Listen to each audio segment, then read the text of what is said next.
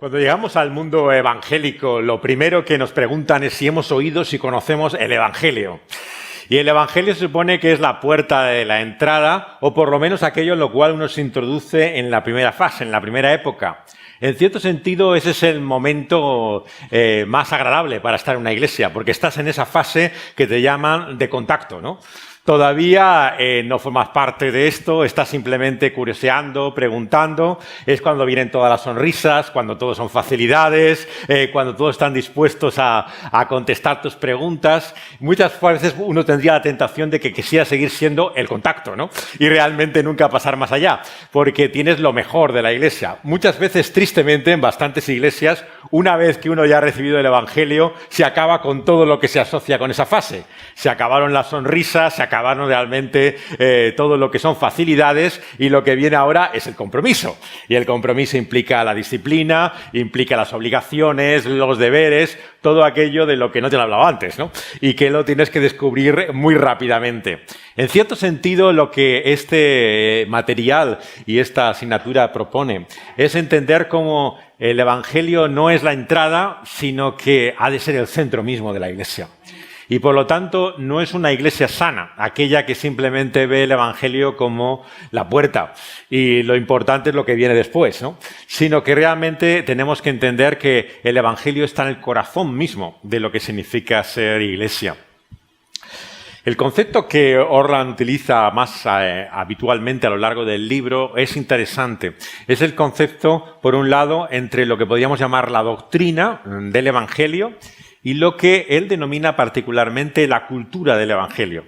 Y quiero explicar un poco el concepto, ya que siempre la palabra cultura tiene como dificultad de comprensión. Como yo la entiendo, la expresión como la usa Orland, que tiene su fuente y su origen por las citas mucho en la obra de Francis Schaeffer, el gran pensador evangélico del siglo XX, que redescubrió el Evangelio para toda una generación a partir de los años 60.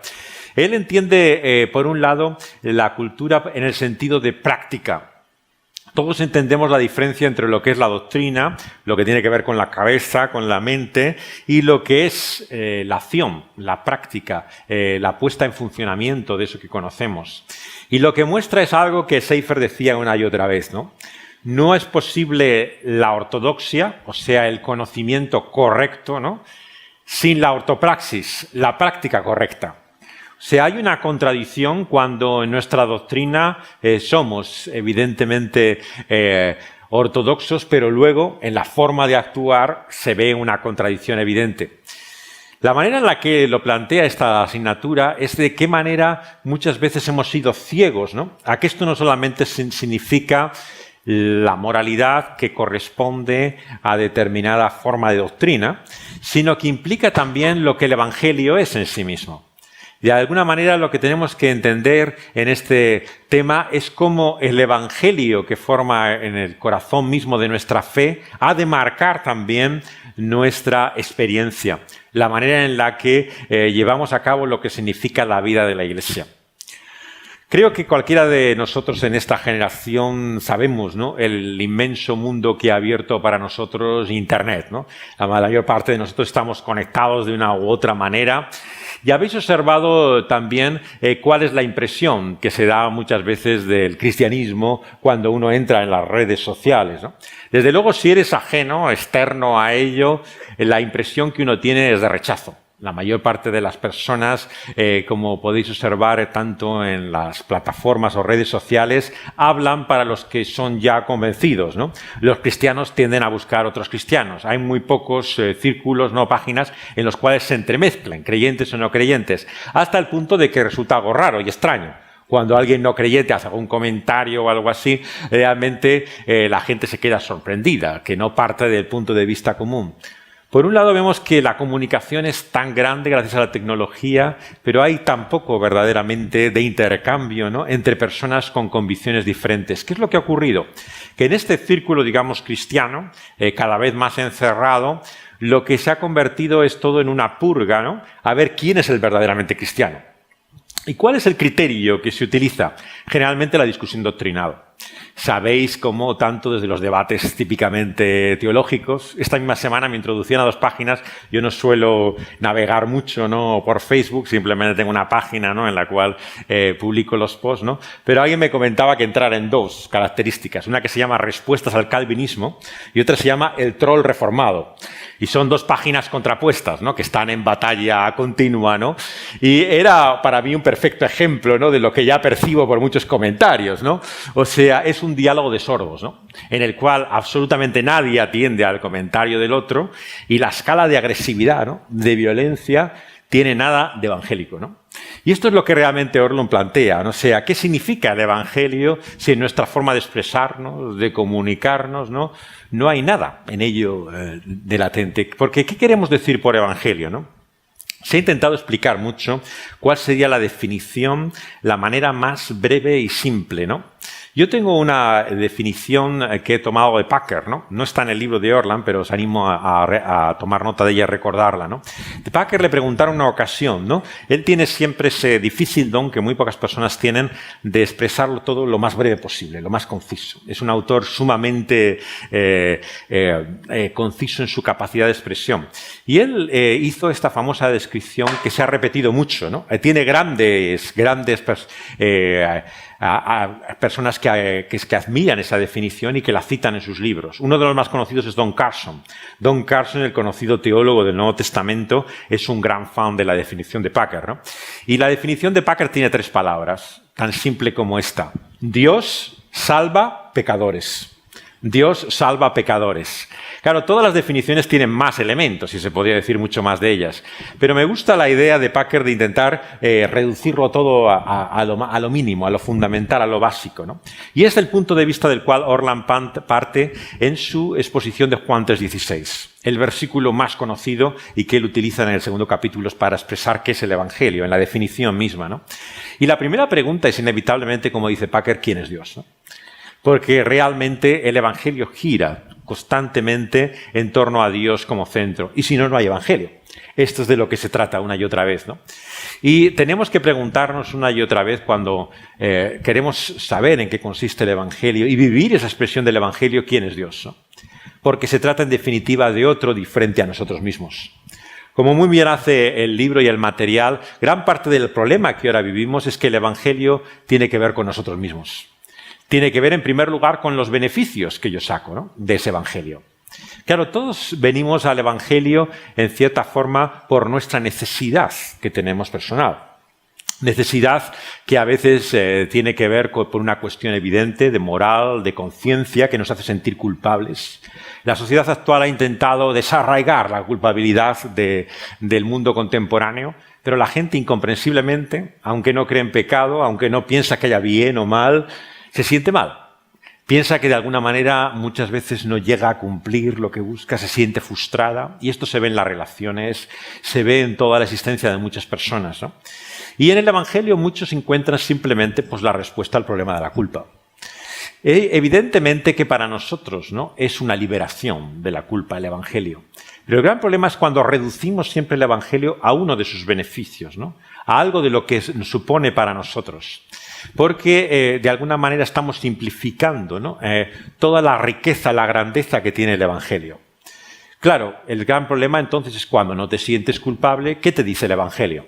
Schaeffer, que tanto le gusta citar este libro, él tenía siempre esta famosa expresión, ¿no? Decía siempre Francis Schaeffer, Dios no ha mandado a Jesucristo, ¿no?, para llevar a cabo la obra de salvación, ¿no?, para librarnos del sentimiento de culpa, de la experiencia subjetiva de la culpa, sino del problema objetivo de la culpa. Y él mostraba cómo ya en su generación, en los años 60, había este problema, ¿no? La culpa de la cual nos queremos librar, ¿cuál es? El sentimiento, la carga emocional que te resulta incómoda. El día que logras que este problema desaparezca, ya parece que has llegado a la solución del problema. Pero como decía Schaeffer, claro, el Evangelio no va dirigido en primer lugar a los sentimientos de culpa. Claro, hay personas que tienen sentimientos de culpa aunque han recibido el Evangelio. Es una de las dificultades de lo que significa el daño emocional, ¿no?, con el cual tantas veces vivimos, ¿no? Hay personas que se sienten culpables por cualquier cosa. y otros que no se sienten nunca. Este es el gran problema de los predicadores. Claro, tú vas un día al púlpito e intentas decir, voy a llevar a la gente a la conciencia de este mal, ¿no? Y precisamente los que se sienten fatal, que ese día no pueden ni levantar la cabeza de humillación, son aquellos en los que no estabas pensando, ¿no? Los que no deberían sentirse culpables. Y aquellos que tú piensas que realmente tendrían que darse cuenta de su problema, permanecen inconscientes, ¿no? ¿Por qué? Porque nos encontramos con esa diversidad. Hay personas que tienen una gran sensibilidad y tienen como esa conciencia constante, ¿no?, de que no llegan, ¿no?, y otros que nunca perciben esa experiencia. Pero el Evangelio no se refiere ni a unos ni a otros, se refiere al problema objetivo de todos, universal. Es la culpa que nos pertenece como género humano y que encontramos desde Romanos 3, Romanos 5, ¿no?, que alcanza a todo hombre y que viene desde el principio, ¿no?, y que nadie podemos escapar de ella. Entonces, si el problema del hombre es esa culpa objetiva, la respuesta es Dios mismo. Como una y otra vez se nos ha recordado, ¿no?, en la obra de Piper y otros muchos nos muestran cómo Dios es el Evangelio. Si tenemos que describir qué es el Evangelio, es la respuesta que Dios es mismo al problema del hombre, ¿no? Entonces la pregunta de quién es Dios, lejos de ser una curiosidad de la teología sistemática para ver qué atributos de Dios hay, cuáles son comunicables, no comunicables, cómo podríamos dar a describir el carácter de Dios, es la pregunta de quién es Dios, es simplemente y fundamentalmente la necesidad mayor del hombre, el descubrir quién es Él, el conocerle a Él. Por lo tanto, el Evangelio es el conocimiento de Dios. Como tantas veces se ha dicho, ¿no?, y Packer lo desarrolla en su conocido libro, ¿no?, ¿qué es la fe sino conocer a Dios?, ¿no? Y ese conocimiento de Dios es lo que en el Evangelio proponemos, ¿no?, al mundo, pero también a cada uno de nosotros. Y es por esto que cada iglesia, ¿no?, y la vida cristiana tiene que girar en torno al conocimiento de Dios. ¿Qué experiencia tenemos de la fe sin buscar conocer a Dios, ¿no? Claro, esto es lo que ha ocurrido en muchas iglesias.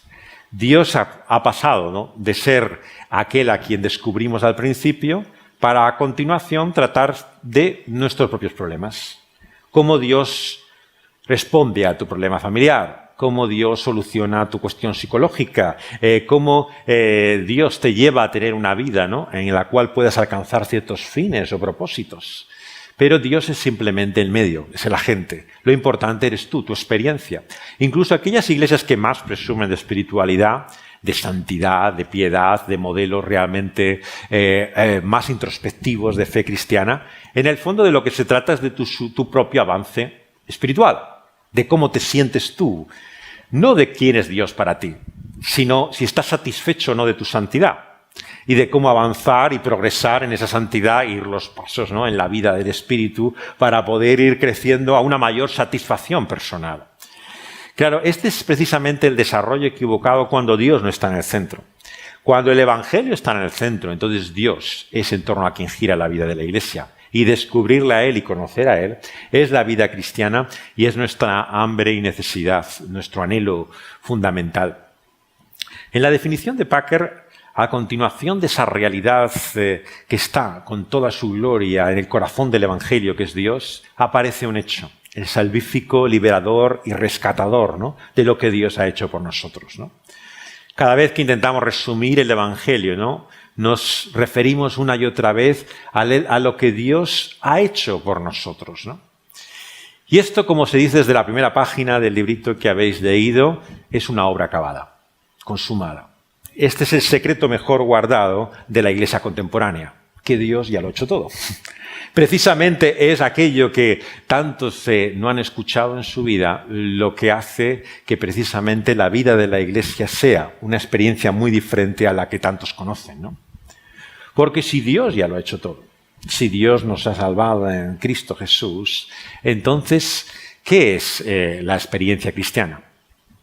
Claro, muchos han llegado, como decíamos, a la idea equivocada de que una vez que Dios ha hecho todo en Cristo Jesús, de lo que se trata es de tu propio avance, de cómo tú puedes progresar y avanzar a partir de ahí, de cómo tú experimentas eso en tu propia vivencia personal y cómo puedes crecer en ese conocimiento. Lo que esta asignatura plantea, ¿no?, y el material que la acompaña es todo lo contrario, el hecho de cómo lo que Dios ha hecho por nosotros, ¿no?, es de lo que vivimos cada día, de nuestra experiencia se motiva, pero que además tiene su propio centro y corazón en la experiencia de ese evangelio. ¿De qué manera, no? Pongamos ejemplos muy claros, ¿no? Si la experiencia de salvación es la misericordia de Dios, el don inmerecido, el favor realmente que Él nos ha hecho incondicionalmente, sin nosotros poder hacer, ¿no?, o ser nada que mereciera ni tuviera que recibirse semejante don, ¿no? Lo que significa para nosotros vivir el evangelio, ¿no?, es mostrar, ¿no?, ese mismo favor, esa misma misericordia, ¿no?, esa misma gracia a aquellos que no la conocen. Exactamente lo contrario de lo que estamos viendo en estas redes sociales. ¿Dónde está la misericordia de estos cristianos? ¿Dónde está su gracia? ¿Dónde está realmente el favor de Dios independientemente de la persona? No, todo lo que hay es juicio. Ah, sí, tú te llamas cristiano, pues habrá que ver qué tipo de cristiano es, ¿no? Y ser creyente, ¿no? Pues a ver dónde están los méritos que son creyentes. Y yo le veo hasta un pendiente en la oreja, si tiene este aspecto o el otro, ¿no? Si sale en este y otro sitio, ¿no? ¿Cómo puede ser este cristiano, no? De lo que se trata es, en definitiva, de cómo cumplir las expectativas, las metas de quien tú llamas el verdadero creyente. No se trata de la gracia, del favor inmerecido de ninguna persona, sino de lo que tú mereces, ¿no?, realmente a lo que tú eres y a lo que tú vives. Exactamente lo contrario a lo que el Evangelio nos presenta, ¿no? Es por eso que una y otra vez, ¿no?, entendemos que la gracia, lejos de ser la experiencia de introducción a la fe, es aquella en la cual crecemos, vivimos, ¿no?, y se experimenta toda la realidad de la vida cristiana. Claro, lo que muchos creyentes nos dirán, bueno, ¿no es esa gracia demasiada gracia? Claro, si al fin y al cabo todo es gracia y al final no hay que hacer nada, pues esto, fíjate lo que se va a convertir, ¿no? Aquí entonces cualquiera cristiano.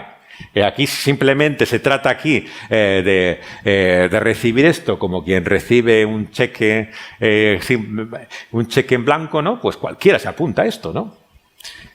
Y empieza a surgir la cuestión, ¿no?, de dónde están las demandas, ¿no? Lo que sustituye, por lo tanto, al Evangelio son unas demandas que el ser humano mismo, ¿no?, que la Iglesia en su comprensión de Dios crea, ¿no?, y que van tomando el lugar del Evangelio. Sabemos que es la experiencia de muchos creyentes, ¿no? Al principio les han hablado de esa gracia inmerecida de Dios, pero cuando llegan dicen, muy bien, ahora eres cristiano. Estas son las normas. Deja de fumar, deja de vestirte así, deja de irte a bailar, deja de beber alcohol, etcétera, etcétera, ¿no? Y entonces, cuando cumplas estas cosas, ¿no?, te estarás conformando al modelo cristiano. Claro, por eso entendemos que personas que no tienen la menor idea de lo que significa ser creyente, comprenden que un evangélico es el que hace esto, el que no hace esto y el que no hace el otro, ¿no?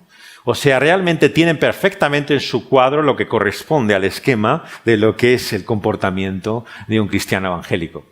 Esto que hemos dado a denominar tantas veces legalismo, ¿no?, es cierto que es una expresión dudosa, ¿no?, y que muchas veces se utiliza muy fácilmente.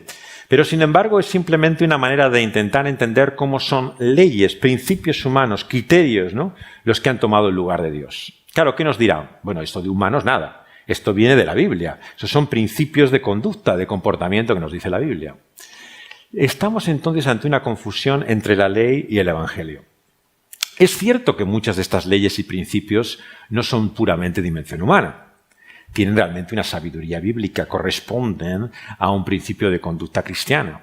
Pero la cuestión es cómo entendemos ese deber respecto a lo que es el regalo de la gracia. Como decían los reformadores, al fin y al cabo esta es la gran confusión del cristianismo, ¿no? La confusión entre gracia y el Evangelio, ¿no?, con la ley, ¿no?, y lo que significa el deber, es lo que hace que tantas religiones tengan tan poco de evangélicas, ¿no?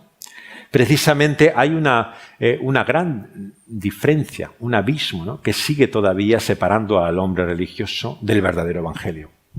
Es por eso que en nuestra tradición evangélica hemos recibido durante generaciones ya, ¿no?, la distinción entre religión, ¿no?, y la verdadera fe, porque entendían que mucho de lo que se denomina en el pensamiento religioso como cristiano no corresponde a lo que es el evangelio, ¿no? Por esa confusión, ¿no?, que hay entre la ley y la gracia. Claro, lo que entendemos en la doctrina correcta, en la doctrina ortodoxa, es que la ley nunca fue dada para salvar a nadie. Claro, esta es la gran sorpresa para muchos evangélicos, que les han dicho que la primera parte de la Biblia tiene la ley, tiene las demandas, los requisitos. Y eso estaba bien para los judíos, claro, para aquellos primeros que vinieron. Como fracasaron, como no vivieron conforme a esto, luego vino el Evangelio, era el plan B de Dios. Cuando falló uno, no tuvo más remedio que enviar a su hijo a ver cómo salvaba la situación, ¿no? Y en una cruz tuvo que morir nada menos porque estaba tan desesperada la cuestión que no había otra salida finalmente para poder llevar a cabo la salvación del hombre.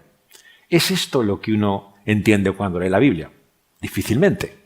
Uno entiende que había un plan eterno de Dios, un propósito desde el principio. No es que Dios tiene un plan A y cuando le falla, ¿no?, se dedica entonces a pensar, ¿y ahora cómo salimos de esta? Vamos a buscar el plan B, ¿no?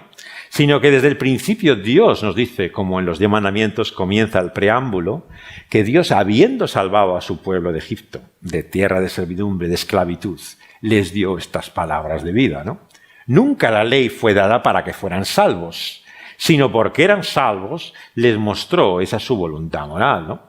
Por lo tanto, no es cierto que en el Antiguo Testamento hubiera un plan de autosalvación, ¿no?, que simplemente al fallar y fracasar se hace necesario el Evangelio. Es que la ley nunca fue el camino de salvación. Y en ese sentido tenemos que entender una y otra vez hasta qué punto el Evangelio es central, ¿no?, en la experiencia cristiana y en la vida de la Iglesia, entendido en su propósito, en cuál es realmente la razón de ser de lo que Dios ha hecho por nosotros, para salvarnos, ¿no? La salvación, claro, inevitablemente nos lleva a nuestra propia situación y condición, que es efectivamente desesperada. El ser humano, como hemos dicho, participa de una culpa universal que va desde el principio, ¿no? Y por lo tanto no tenemos, ¿no?, la menor posibilidad de poder salir de esta situación si Dios no nos salva, ¿no? Como recordamos cada vez que explicamos el Evangelio, ¿no?, es solamente por su amor. De tal manera Dios ha amado al mundo, ¿no?, que ha mandado a su único Hijo. No hay otra explicación por la que Dios finalmente, ante personas, individuos rebeldes, desobedientes, que se enfrentan contra Él, le lleve a esa liberación y rescate, ¿no?, con la que se propone salvarlos de su condición, que su sola gracia, amor inmerecido, misericordia, ¿no? Por lo tanto, la salvación finalmente no tiene otra explicación que aquello que llamamos el amor de Dios, ¿no? ¿Y cómo se demuestra ese amor? Precisamente en la tercera parte de esa definición, en que a quien Dios salva es a pecadores, ¿no? Claro, ¿de qué nos sirve pensar, ¿no?, que todo el plan de salvación de Dios es una revelación del amor de Dios, ¿no?, de su favor, de su misericordia, ¿no?, si no entendemos hasta qué punto somos necesitados de ese amor, favor y misericordia? Claro, este es el gran problema que tenemos tantas veces en la vida, ¿no? Siempre pensamos que de alguna manera tan malos no somos, ¿no?, que algo tenemos que despertar, ¿no?, de aprecio, ¿no?, de amor en otras personas, ¿no? En definitiva, no nos damos cuenta del estado, ¿no?, absolutamente despreciable de lo que significa el pecado en nuestras vidas, ¿no? Esto, claro, solamente se puede enfrentar de dos maneras, ¿no? O disminuyes el sentido de ese pecado y lo conviertes en defectos, debilidades, son simplemente las imperfecciones que tenemos. Nadie es perfecto, nos dirán, ¿no? Esto es el problema del hombre. O lo que haces es precisamente todo lo contrario, ¿no? Mostrar cómo tú en tu capacidad, en tu superación, puedes llegar a hacer que ese problema, por muy grande que sea, pueda superarse en tu estado. Pero la Biblia te muestra el pecado como pecado. Y por lo tanto, la distinción que tantas veces hacemos, ¿no? Dios ama al pecador, ¿no?, pero rechaza el pecado, es sumamente artificial. Claro, porque Dios en su juicio se muestra contra pecadores a causa de su pecado, ¿no? No es tan fácil distinguir uno y otro. Es por esto que muchos también en su lenguaje y expresión son tan sumamente agresivos, ¿no?, cuando hablan con no cristianos, ¿no?, porque no pueden tampoco encontrar el elemento diferenciador entre aquello que rechazan de su conducta, ¿no?, y el amor, gracia que tendrían que mostrar por ellos, ¿no? Pero precisamente la medida es la que el Evangelio nos da. Dios salva a pecadores, ¿no? El pecado es pecado y por lo tanto tiene todo el rechazo y la ira de Dios, ¿no? Pero el amor es tan grande, ¿no?, como inmensa es su misericordia, ¿no?, y como se muestra en esa salvación completa de Dios en Cristo Jesús. Ahora bien, ¿cómo recibimos esa salvación? De esto es de lo que habla también este material. Evidentemente que es creyendo, ¿no? Pero ¿qué significa creer? Claro, una y otra vez nos han dicho, bueno, creer cualquiera puede creer, ¿no? Es el argumento, por supuesto, del catolicismo hasta el día de hoy. Sí, mucha fe, mucha creer y tal, pero realmente, ¿en qué se ve verdaderamente que uno es cristiano, ¿no? Será en lo que tú haces, no en lo que tú creas o dejas de creer. De alguna manera se ve como que la fe, como se ha entendido tradicionalmente en el mundo evangélico, parece demasiado fácil. Es algo demasiado simple. Cualquiera puede pretender tener esa fe. Claro, si la fe fuera sentimiento intelectual, tienen razón. Claro, hasta los demonios creen. Nos dice la palabra de Dios, ¿no? O sea, si se trata simplemente de aceptar algo verdadero como real, evidentemente que la fe no puede ser simplemente eso. Poder decir que algo es así, ¿no? Que poder asentir, ¿no?, intelectualmente a la realidad de una verdad. La fe implica otros elementos, ¿no? Tradicionalmente hemos dicho siempre que la fe no solamente implicaba un asentimiento intelectual, ¿no?, sino que implicaba también un conocimiento. La fe tiene un contenido. No basta decir que creemos que hay un Dios, ¿no? La pregunta es ¿en qué Dios creemos? Claro, esto es lo que Francis Schaeffer y tantos pensadores decían desde el siglo pasado. Claro, ¿de qué sirve hablar de Dios cuando Dios se define y se explica de formas tan distintas? Por utilizar a alguien mucho más cercano a nosotros, el señor Grau, ¿no? Siempre dijo el señor Grau, ¿no?, lo importante no es si creemos que Dios existe, ¿no?, sino en qué Dios creemos. Porque claro, a todo el mundo le podremos preguntar y decirte que cree o no cree, pero la cuestión es en qué Dios cree o en qué Dios no cree. Porque igual tú tampoco no crees, a lo mejor en ese mismo Dios tampoco. Entonces la pregunta no es si ese Dios existe, sino quién es ese Dios para ti. Y esto nos lleva al gran dilema que hay en la Biblia, entre Dios y los ídolos. La cuestión no es siempre entre creer o no creer, sino en qué Dios creemos. Y es un Dios muy diferente. El Dios que se revela a su pueblo sacándolo de la esclavitud en su acto de salvación desde el Éxodo, que los ídolos que sirven su propio pueblo tantas veces por influencia de otras naciones y pueblos que hay alrededor. Dios no es igual que los ídolos. Hay una completa contraposición entre el verdadero Dios y esos falsos dioses que son los ídolos, ¿no? El Nuevo Testamento, lejos de acabar con ese problema, continúa todavía con ello, ¿no? Una y otra vez está el dilema, ¿no?, entre esos dioses, ídolos que rodean, ¿no?, al culto y al reconocimiento de ese único Dios vivo y verdadero. La pregunta, por lo tanto, es ¿en qué Dios creemos, ¿no? Y ese Dios en que creemos vemos que es el que se ha revelado. Como decía Schaeffer, la cuestión no es solamente que Él está ahí, sino que Él está presente, pero no está callado. Dios ha hablado. La revelación de Dios, ¿no?, como dice también otro libro de Grau, ¿no?, Dios ha hablado, está en el corazón mismo de la presentación del Evangelio. ¿De qué vamos a hablar de Dios si no hay nada que conocer de ese Dios? Claro, podemos hacer como los budistas, simplemente callarnos, ¿no?, y que cada uno sea consciente de esa presencia que hay, ¿no? Pero cuando como cristianos hablamos de Dios que se ha revelado, lo que hablamos es de su palabra, de su revelación. La Biblia, por lo tanto, frente a la teología liberal, ¿no?, que tantos han mantenido desde el siglo pasado, piensa que esa fe tiene un conocimiento que se revela en la Escritura.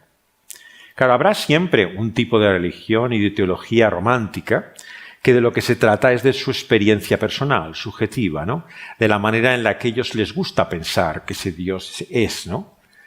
¿Y quién le dice algo a esa persona? Claro. Si a mí me gusta pensar a Dios así, pues yo tengo la libertad para hacerlo.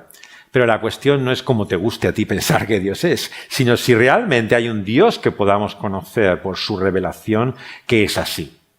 La cuestión de la Biblia, por lo tanto, no es anecdótica, que tú tengas un aprecio especial a esta tradición religiosa. Se trata de si hay un medio o no de conocer a ese Dios. Porque si no hay un medio de conocer a ese Dios, efectivamente la Biblia es tan válida como tus propios sentimientos.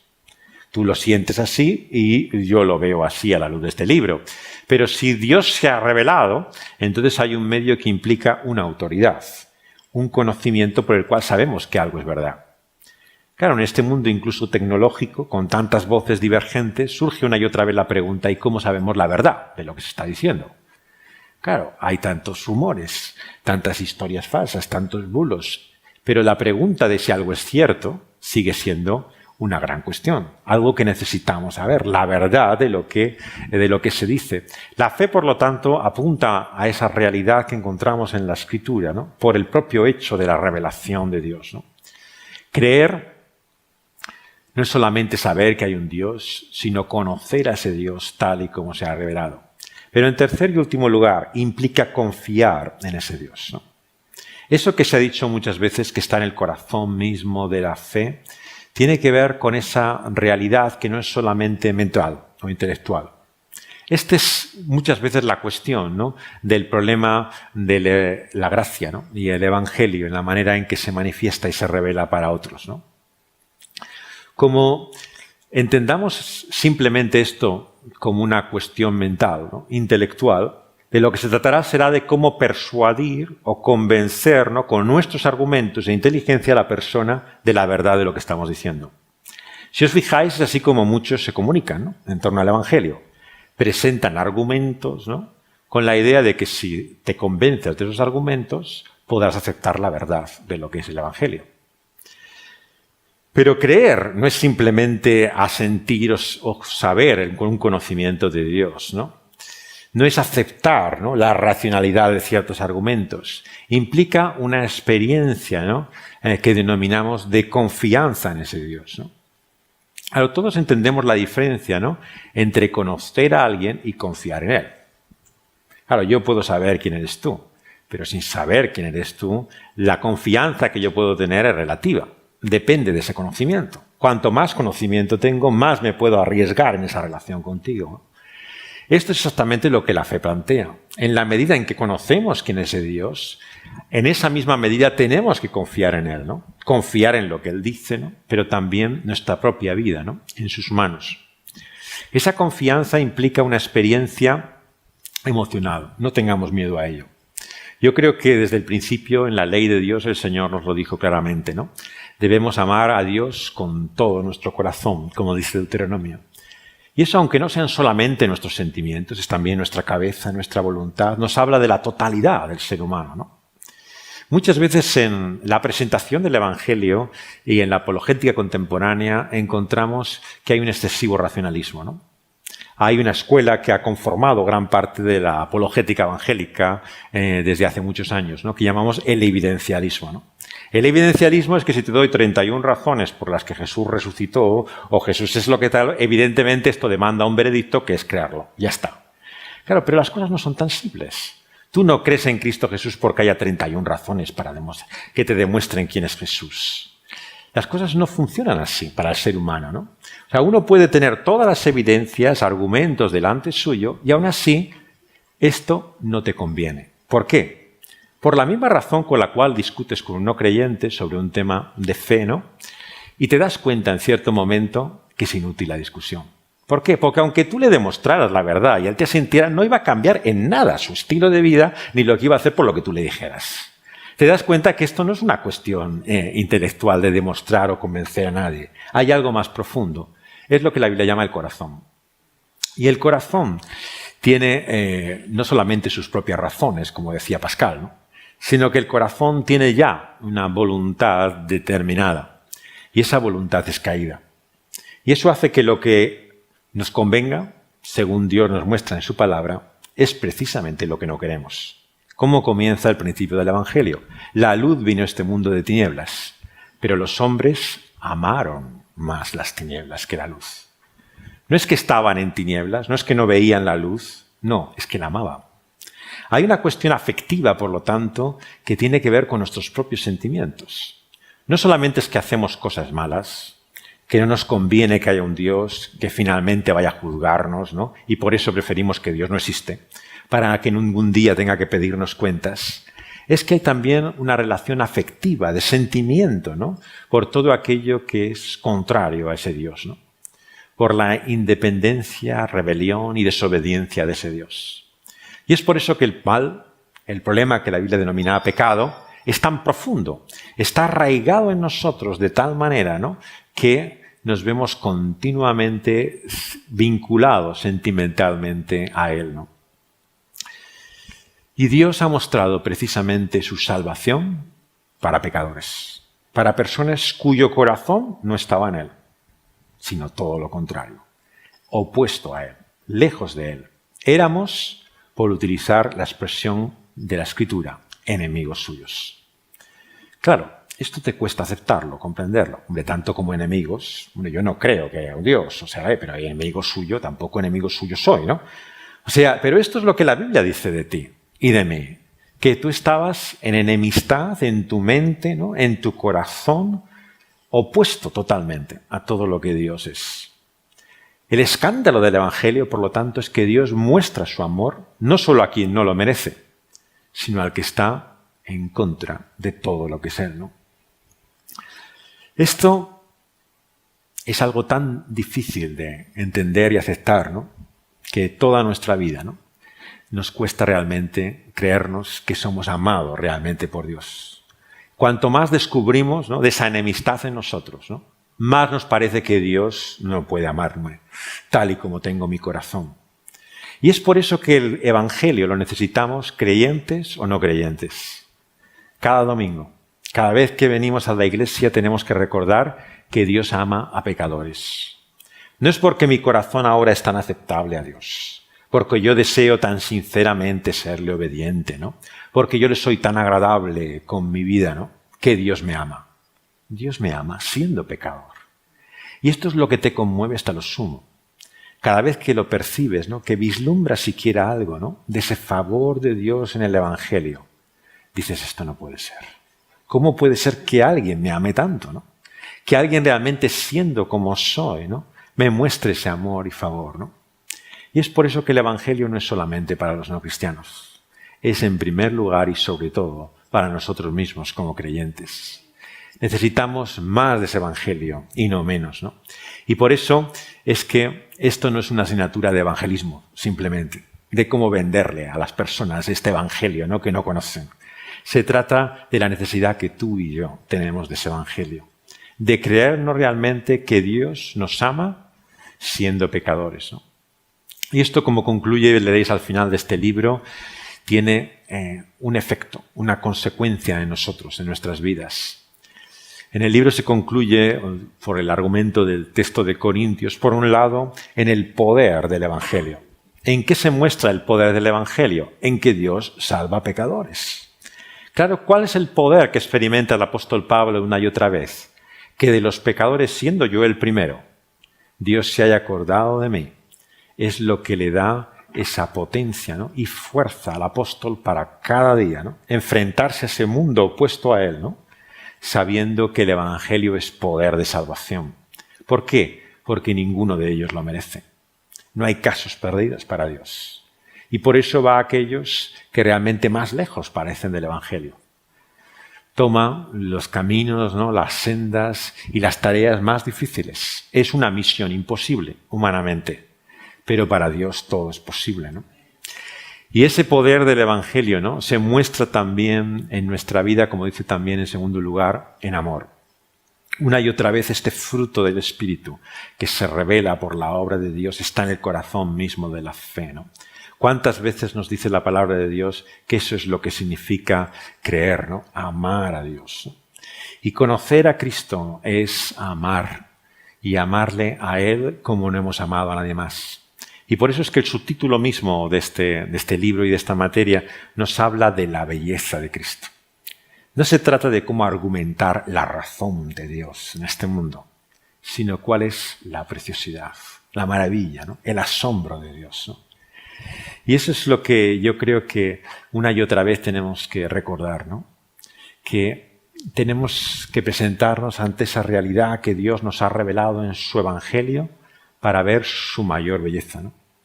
su maravilla en su grado sumo, ¿no? Y ante ella lo único que uno puede responder es con asombro, ¿no? con sorpresa. No hay otra forma de poder responder al Evangelio, ¿no?